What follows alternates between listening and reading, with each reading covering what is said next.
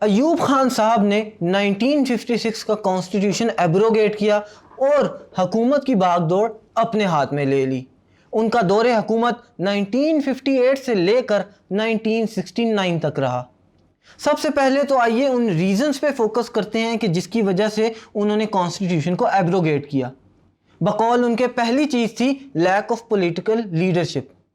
जो political leadership थी कायदे आज़म के बाद, कायदे आज़म और लियाकत अली खान साहब के बाद, वो इतनी स्ट्रांग ना थी और लोगों को इस हद तक मोटिवेट ना कर सकती थी, जिसकी बिना पर लोगों ने पॉलिटिकल लीडर्स पे एतमाद करना ख़त्म कर दिया। ये एक वजह बनी कॉन्स्टिट्यूशन को एब्रोगेट करने की। इसकी दूसरी वजह क्या थी? Delay in elections. इलेक्शंस के वादे तो किए जाते थे लेकिन इलेक्शंस करवाए नहीं जाते थे, जिसकी बिना पर अयूब खान साहब ने एब्रोगेट किया कॉन्स्टिट्यूशन और हुकूमत की बागडोर अपने हाथ में ली। Third point, role of bureaucracy. जो ब्यूरोक्रेसी है वो अपने आप को बहुत ही ज़्यादा पावरफुल समझने लग गई थी। वो अपने तय ही फैसले लेती थी जो कि अवाम या हुकूमत के इंटरेस्ट में नहीं होते थे, जिसकी बिना पर ब्यूरोक्रेसी को भी दबाना पड़ा और अयूब खान साहब ने मार्शल लॉ लगाया।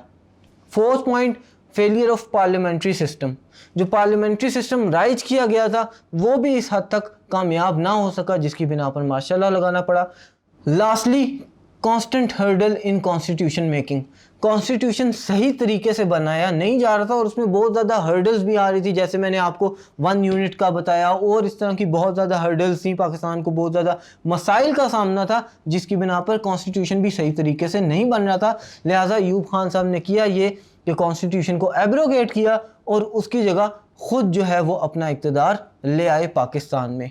इसके बाद उन्होंने क्या क्या तरीक़ाकार अपनाया और कैसे मुल्क को तरक्की की राह पर लेकर चले, ये हम जानेंगे अपने नेक्स्ट वीडियो लेक्चर में।